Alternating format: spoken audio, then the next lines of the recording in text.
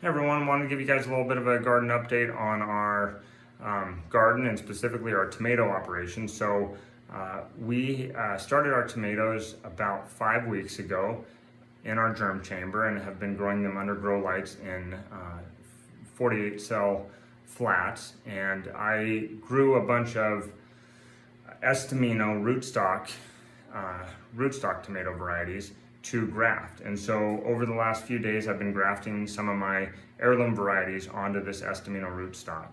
The reasons I'm doing that is primarily for extended fruiting periods and more of a generative or more of a fruiting tomato plant. So, and then there's also benefits of some increased disease resistance.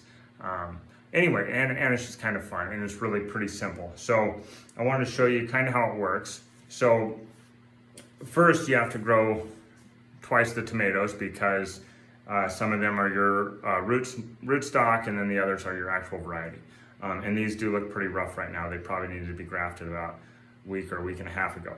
So, so what I do is I take a sanitized razor blade and I sever the extra leaves on the scion or the variety that I'm wanting the fruit from to reduce the load on the root system.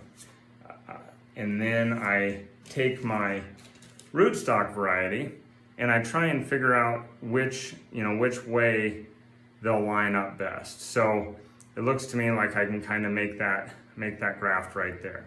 And in this, just to be specific, this is a side graft rather than a top graft. And the big difference is with a side graft, you actually leave the root on the scion or the variety you're trying to get the fruit off of attached while the connection is made between the rootstock and that scion top. So I remove the leaves from the scion. Now I cut the top off of my rootstock, and then I come in at about a 70-degree angle and cut about 2/3 of the way through. So if you can see that, it's about 2/3 of the way through, pretty sharp angle.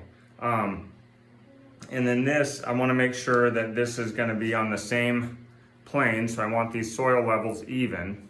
And as I push this over, I want those lined up nice and even. So right around that lowest leaf node is where I'll make my cut. And on this one, I will cut upward at about 70 degrees, about 2/3 of the way through it. So to give you an idea, that's what it looks like. So now I take my side grafting clip, put it in my mouth, and I take that and that. Oh.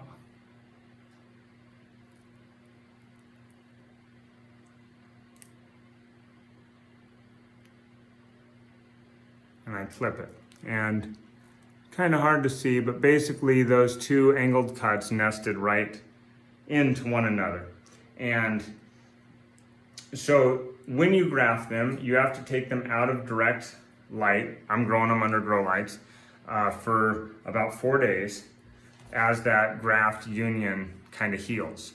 And after that 4th day or 3 to 4 days, you take a stick of bamboo or some sort of a support. So I've got a little stick of bamboo. I've got one that I did, so this one is San Marzano, and I grafted it on 3/15/22. Today is the 19th, excuse me. So I put my bamboo stake in there, and then you could connect it however, but I'm just gonna use a little grafting clip. So now there's some support, okay? And then this side is my rootstock, and this side is my scion root. What I want to do is I want to slowly start notching out the scion root so that this scion top starts to depend solely on the root of the rootstock. And then I will get that vigor, that disease resistance package, and all that stuff that the rootstock offers. So at this point, I basically just notch about halfway through my scion. It's easier when you're doing it on a table, but I'm pretty primitive with my video. So there it is. I don't know if you can see that, but I notched it out. And so what'll happen is it's gonna more and more rely on the rootstock as its source for nutrients and water. And then over the next couple of days, I'll sever that completely. So the benefits of this style of grafting rather than top grafting, and to give an idea, if you don't know, top grafting, you just sever the top and remove the top from your root stock, and then you just use these silicone clips to connect them. And one disadvantage to that is you're completely severing the scion from its root. And so if you don't keep really high humidity, and if that graft junction isn't absolutely perfectly lined, it'll wilt and die pretty quick. Obviously the experts and the pros, which I am not, can do that stuff, and it's actually a little quicker than the side grafting because you don't have to go through this weaning period. But you do have to keep them, again, out of direct light and in a humidity dome when you're doing the top grafting. This, you don't need the humidity dome. It's a little longer of a process because of the weaning, but it just seems a lot more forgiving for amateurs like myself. Anyway, it's a lot of fun, fun little project, and there's a few different rootstock varieties you can do. This Estimino, it's the first time I've grown it, and I am not a big fan so far, but we'll see as we get into the season. Just the seedlings were kind of unique in the way they grew, and I'm not a huge fan. I did the, what is it? The other big one, Maxifert. I did the Maxifert a couple years ago, and that is a really cool variety. I felt like the seedlings were a lot better, and the disadvantage to that is it's a extremely vigorous plant. So you actually have to suppress the vegetative traits of the plant, sometimes removing leaves and whatnot to encourage it to fruit more, because it's just such a vigorous rootstock. So, and you can graft the Kirky bits as well. You could graft a weaker cucumber onto like a winter squash and get the vigor of that winter squash root system to support a cucumber plant. And with all the nightshades, you can actually graft eggplant or peppers onto this Estimino or the Maxifert tomato rootstock, and that's pretty basic and done by the professionals on a regular basis. So anyway, kind of fun, not that intimidating really. Once you get into it, you just got to try it.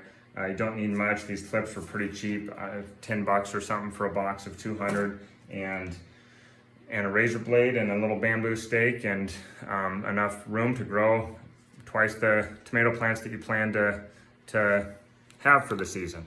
So anyway, just wanted to give everyone a little update. Some of the tomatoes, because I don't have total faith in my grafting abilities, I'm just potting straight up. So I actually grew 3 times the tomatoes I need for my planting plan, assuming that every one of my grafts will fail. I'll still have enough for my high tunnel greenhouse production, whatever you want to call it. So I potted those up the other day and got the greenhouse full, so maybe we'll do a quick little video on that. And then the other thing we're doing right now as part of our homeschool deal is we are incubating eggs. So super stoked on that.